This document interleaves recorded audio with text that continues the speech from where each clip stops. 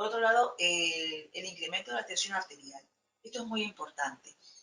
A partir de las 28 semanas aproximadamente, se puede dar el caso de una posible preeclampsia. La preeclampsia se caracteriza por una tensión arterial alta, a partir de 140 sobre 90 para arriba. Hay casos especiales que tienen la tensión muy baja de por sí como base, y luego pues con 130 sobre 80 ya tenemos dolor de cabeza, tenemos tinnitus, tenemos un pitido ahí en el oído que no nos deja, hinchazón en la mano, en los pies, en la cara, en todo el cuerpo. Todo eso significa que probablemente tengamos una preeclampsia. Por lo tanto, es urgente que vayamos al hospital. ¿Por qué? Hay que tomar medidas ya. Luego, la pérdida de líquido amniótico. Eso creo que la mayoría lo sabe, que si hay pérdida de líquido amniótico, pues tenemos que ir al hospital, sea en la semana que sea, aunque estemos 40 semanas. ¿Por qué? Porque eso quiere decir que el medio por el que vive el niño, pues ya no es el óptimo, es decir, hay menos agua. El bebé es como un pececito, necesita agua para sobrevivir. Es cierto que cuando pierde el líquido, a ver, no es que el niño se quede sin agua, hay bastante dentro, todavía hay, no se preocupen. Si el líquido es transparente, pues cogemos nuestras cosas, incluso nos damos un manito si queremos y nos vamos al hospital. Pero si el líquido es oscuro, verdoso, un color un poco extraño, pues sí que cogemos el maletín y cogemos el coche, bueno, el acompañante, no la mamá, por supuesto, y nos vamos al hospital. ¿Por qué? Porque esa coloración significa que el bebé está estresado. Por lo tanto, el niño tiene que nacer cuanto antes. Diferenciar un líquido amniótico con un flujo vaginal y con el pis, otra cosa que me han preguntado mucho. La orina es muy característica, es muy ácida, es un olor que vamos, lo tenemos presente de todo el tiempo. El flujo vaginal ya es un poco más característico de forma personal. Cada uno conoce su olor y sabe que esto pues está presente en algún momento. Es un olor un poco a sudor, en fin. Pero el líquido amniótico no tiene esos olores. El líquido amniótico tiene un olor sugerente a la lejía o sugerente también al semen. Pero cuando digo sugerente al semen, no hablo de la consistencia del semen, que es un poco como moco, en fin, un poquito viscoso de repente. No, hablo del olor, solo del olor. En cuanto a la coloración, normalmente es transparente, es transparente. Y la consistencia es totalmente líquida. Por lo tanto, no deja manchas en el salvo slip ni en la braga. Se nota, obviamente, lo mojado en el salvo slip si lo colocamos y tenemos la duda de que estamos expulsándolo, pero no habrá moco como tal, no, es totalmente líquido. Si tenemos la duda, obviamente, porque a ver, esto hay que saberlo como tal, pues nos vamos al hospital, es necesario. ¿eh?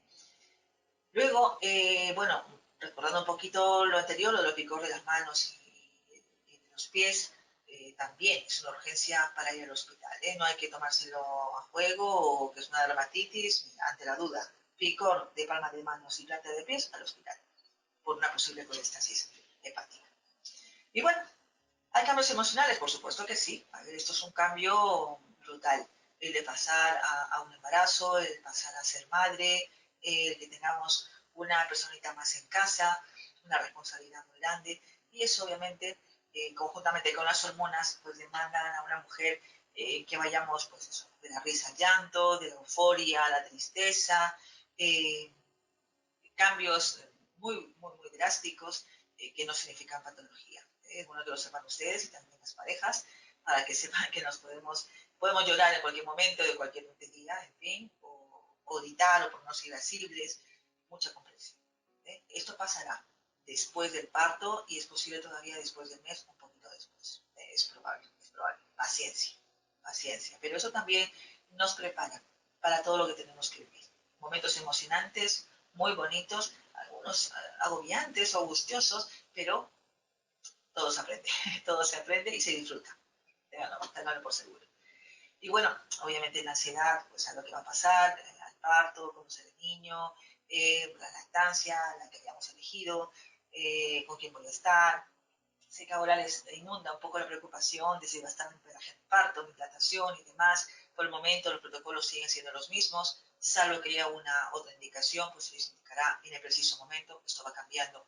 Este tema de la infección del COVID, la verdad es que no permite que tengamos protocolos dispuestos todos los días, va cambiando, pero hasta el momento todo sigue igual, todo sigue igual. Ahora hablemos de las principales pruebas diagnósticas, que yo sé que muchos están deseosos de saber. Lo primero, el test de O'Sullivan. El test de O'Sullivan, que es la prueba que nos permite saber si hay diabetes gestacional, es una prueba que se va a realizar alrededor de las 24 y 28 semanas de gestación. Normalmente las 24, pero hablo de 28 como máximo para prorrogar. Es necesario saber si tenemos diabetes gestacional o no. Que nos hemos hecho en el primer trimestre porque tengo más de 35 años o tengo otro tipo de antecedente, no nos exime de poder repetirlo a las 24 semanas. ¿Por qué? Porque la diabetes gestacional se puede presentar en cualquier trimestre. No porque el primer trimestre no lo hemos tenido, no lo tendremos. No, sí, es posible tenerlo. Y hay que tratarlo para no tener complicaciones después del parto. Para la mamá y para el niño, sobre todo para el niño. Lo otro es la analítica del segundo y tercer trimestre. Estas analíticas, la del segundo es más o menos a las 24 semanas, hasta las 28 como máximo también. Hay que ver los valores, cómo se encuentra la anemia, si hay anemia, no hay anemia, todo el paquete de Matías, linfocitos, neutrófilos, en fin, para saber cómo se encuentra la mamá y la orina, por supuesto. Eso mismo se va a repetir a infecciones también parasitarias, ¿no? O venéreas. Eso también se va a repetir en el tercer trimestre, aproximadamente entre las 34 semanas a 37. No demorarse más, porque necesitamos saber cómo se encuentran también los factores de coagulación para ver en el momento del parto el uso de la epidural o una posible cesárea. Así que no esperar demasiado. Tenemos también la vacuna de la tosferina. Eso se realizará entre las 28 y como máximo 32 semanas. Esto es importante para salvaguardar la salud de su bebé, para que en el caso de que haya un contagio en ese momento, pues tenga defensas para poder resolverlo. Y en lo que respecta a la vacuna de inmunoglobulina anti-D, esto es una vacuna especial, pero solamente para personas que tienen el RH sanguíneo negativo, no todas. Pero si lo tienes que colocarte la vacuna lo más antes posible. También puede ser de 28 a 32 semanas, pero casi mejor a las 28 que a las 32. Hay que dar espacio al cuerpo también y tiempo para poder resolver esto. Tenemos la ecografía, que se puede realizar a las 28 semanas, pero esto se puede prorrogar ahora hasta las 32 o 34, y en el peor de los casos hasta las 36. A ver, lo ideal sería saber cómo va todo, ver la placenta, cómo se encuentra el líquido amniótico, la posición del bebé, pero a ver, no desesperarse. En cuanto a la posición o presentación del bebé, puede ser podálica en este momento, es decir, están las nalgas presentándose al canal de parto, pero hay tiempo, hasta las 36 semanas aproximadamente, para que esto pueda modificarse. O sea que no hay necesidad de hacer nada, solo esperar. No es imprescindible. Luego el exudado vagino-rectal o el famoso cultivo del estreptococo B, el estreptococo galacteae. Eso se realiza más o menos a partir de las 35 semanas a 37 semanas. ¿Esto para qué sirve? Pues para saber si este estreptococo está presente en la vagina y por lo tanto, en el momento del parto, dar antibióticos para que no haya riesgo de infecciones respiratorias para el bebé. Entonces, es importante saber si es positivo o negativo para dar ese tratamiento. Y bueno, los monitores. Muchas preguntas en los monitores. Es que no me han citado, me lo han anulado y ya llegó al parto. A ver, es interesante saberlo. Normalmente Sanitas se cita a partir de las 17 semanas para poder hacer semanalmente una evaluación con monitores. Pero, dado el caso que tenemos hoy en día, algunas se anulan, otras se prorrogan y otras incluso pues están en la fecha de parto más o menos. Tranquilidad. Realmente la información que nos da ese registro cardiotográfico es mucho más importante en el momento que tengamos verdaderamente las contracciones. Antes nos ayuda a ver cómo va, pero su función principal es cuando ya tengamos las contracciones. Así que tranquilidad si no lo va a hacer antes. En cuanto a los tipos de parto, pues aquí entramos un poquito para que sepan, según la edad gestacional que tengamos, qué tipo de parto vamos a tener. Antes de las 37 semanas, todo será un parto prematuro. Todo. De 37 semanas a 42 semanas, un parto a término. Y más de 42 semanas, pues un parto posttérmino. La verdad es que es muy inusual ver ese tipo de partos. Si se ven simplemente por el hecho de que la ovulación fue más tardía y pues se consideró como si fuera de más edad, pero realmente tenía menos, pero no hay bebé que demore tanto en el útero para poder nacer. Luego, la otra clasificación que tenemos por los tipos de parto es según el inicio. El parto, por ejemplo, el parto espontáneo, es decir, no hay necesidad de nada, ni ningún tipo de medicación, ni siquiera de una maniobra de Hamilton, tampoco, que es una maniobra que se realiza para poder ayudar, entre comillas, a que pueda desarrollarse el parto desde ya, pero bueno, nada, sin ningún proceso médico. Ese es el parto espontáneo, viene solo. Y el parto inducido, como bien dice su nombre, provocado por, pero aquí hablo ya más de medicación.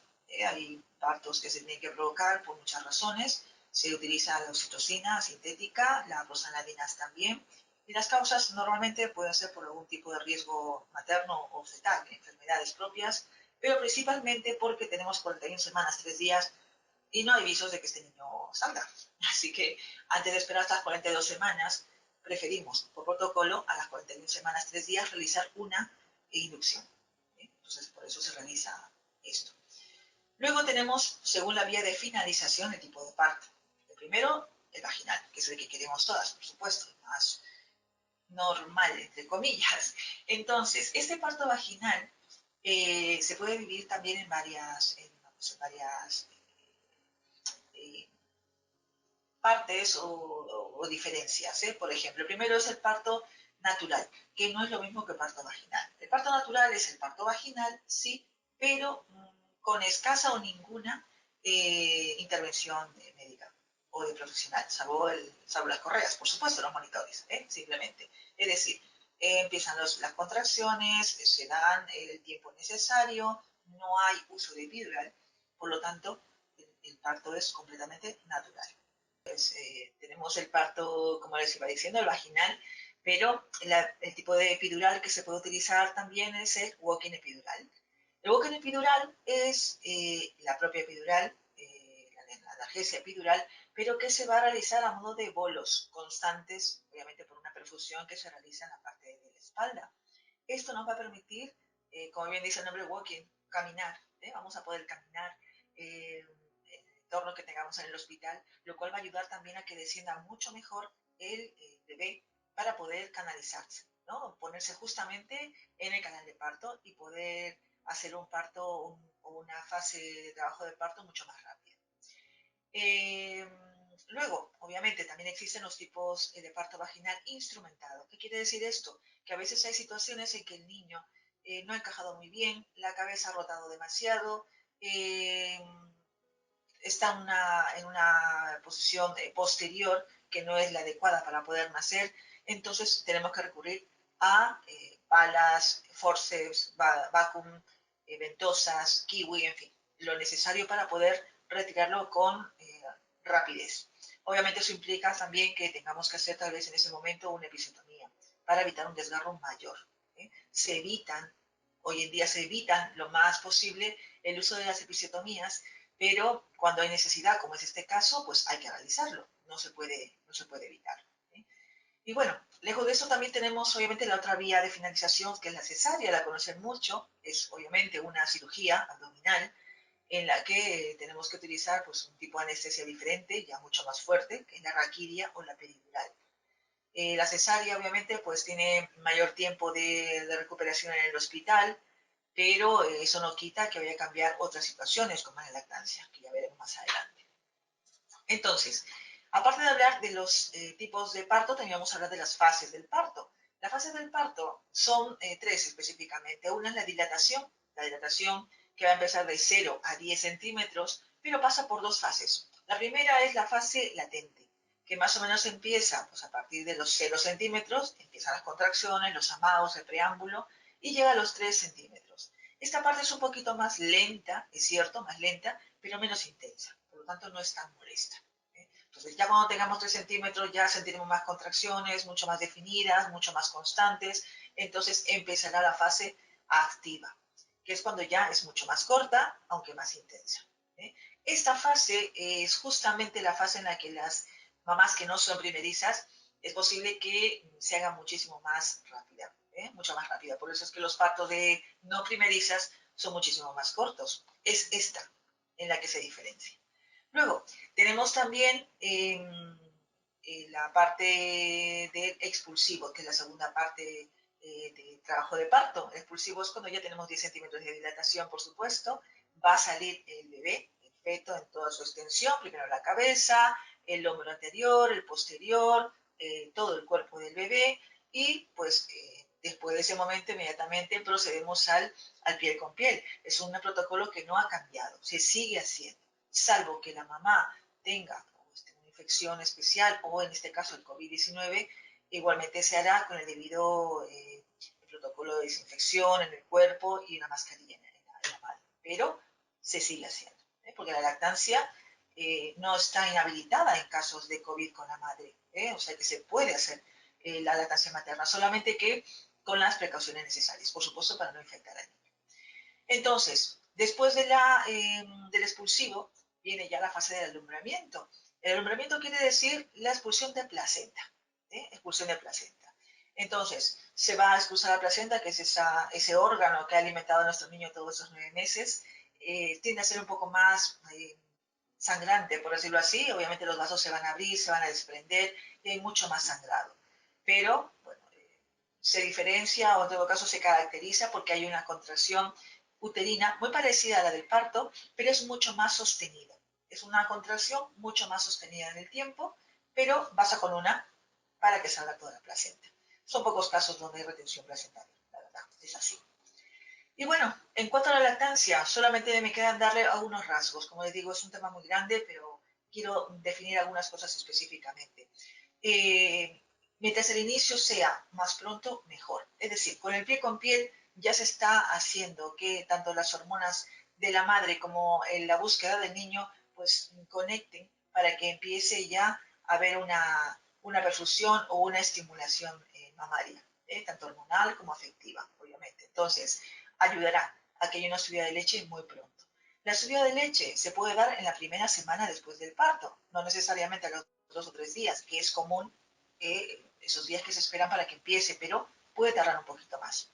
Tiene mucho que ver el aspecto hormonal de la madre, el hecho del bloqueo también o estrés que pueda tener la mamá, o que el niño, pues, posible que tenga que ir a observación, en fin, diferentes dificultades que pueden existir y que puedan retrasar esa subida de leche. Pero va a haber, y no necesariamente con dolor. Algunas no tienen mucho dolor, molestia sí, pero no dolor. Así que eso también quiero que lo sepan. Por otro lado, aprovechar las primeras 24 horas para que el niño pueda engancharse y pueda mamar todo lo que pueda y frecuentemente, porque es el tiempo que va a estar más activo el bebé. A partir de las 48 horas o 24 o 36, ya no. Comienza un periodo de letargia, es decir, está más dormido, ya hay que levantarle para dormir, entonces pues no va a costar un poquito más si queremos empezar la lactancia tan tardíamente. Por otro lado, la lactancia es cierto que se demanda, sí, pero en un niño menor de 15 días necesitamos estar despertándole. Si a las 3 horas no ha pedido, tenemos que despertarle. El niño necesita comer, por lo menos con esa frecuencia de tiempo. No solamente para que se nutra, no solamente para que se hidrate, sino también por el tema de la glucosa, que puede haber una hipoglicemia en el bebé y tenemos que evitarlo a toda costa. Otra de las cosas es también el uso de las pezoneras. A ver, no está indicado como tal a principio, no. Pero quiero que sepan que es un buen medio y un buen aliado para ayudarnos en el caso de que tengamos muchas grietas del pezón al principio, aunque haya una buena agarre, un buen enganche, o haya demasiado dolor. Es decir, no temamos el uso de las pezoneras, ya se retirarán en el momento que se pueda. Es mejor que se coloquen las pezoneras para que haya un contacto casi directo y una estimulación casi directa del pecho para que haya un buen volumen de leche después. Luego, otra de las cosas, obviamente hay que verificar un correcto enganche del niño, eso tiene mucho que ver con una buena lactancia eficaz, aparte de las hormonas de la propia madre, porque si no se engancha bien, el niño va a producir mucho dolor, muchas grietas, por tanto, no va a comer bien, no va a comer bien, y posteriormente, pues, por tanto obvio, terminamos dejando una maravillosa alimentación. Pero bueno, también se respeta, por supuesto, a aquellas mamás que no lo desean, no quieren la lactancia materna, y quieren dar solamente, pues eso, leche artificial. Ya se le dará medicación pertinente para inhibir la lactancia, pero con los consejos necesarios para que puedan cuidarse en los días venideros, porque puede que aún con la medicación haya una subida de leche. Pero bueno, es diferente y ya es un tema específico del que lo hablaremos en su momento.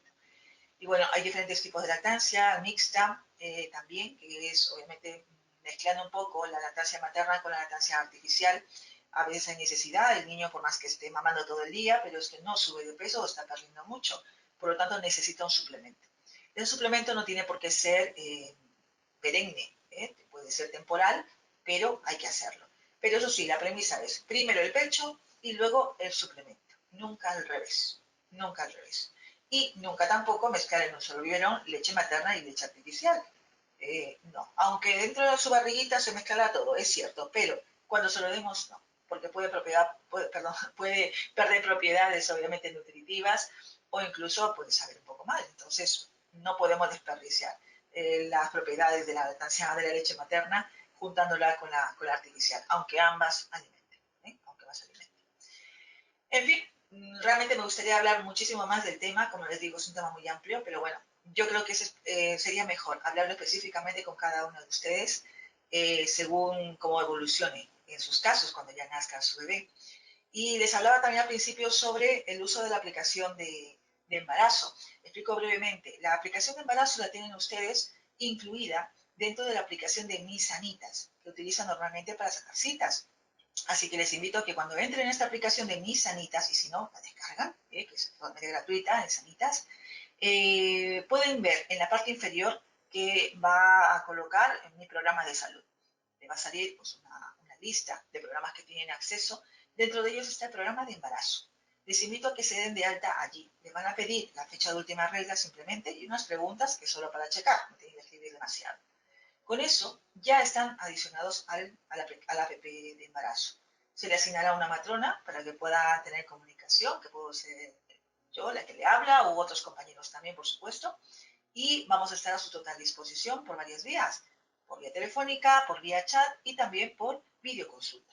Así que eso está ya habilitado desde mucho tiempo atrás, pero ahora lo estamos utilizando muchísimo más. De hecho, las que me conocen saben que estoy pues, contestando a medida de lo posible con el tiempo que tenemos y las circunstancias que tenemos también, pero nos interesa responder a tiempo para que puedan tener ustedes también una solución a su problema. Así que lo tienen a disposición y les invito a que lo hagan. Los teléfonos que querían que los repitiera, al parecer no se pudieron oír en su momento, así que se los voy a repetir. Tenemos el número telefónico de urgencias médicas de 24 horas, que es el 917-522-901. También tenemos el de consultas médicas, que pueden pedir videoconsulta, hoy en día lo tienen a disposición, el 917-522-902. Y el de programas de salud, que también es el nuestro, el 917-522-904.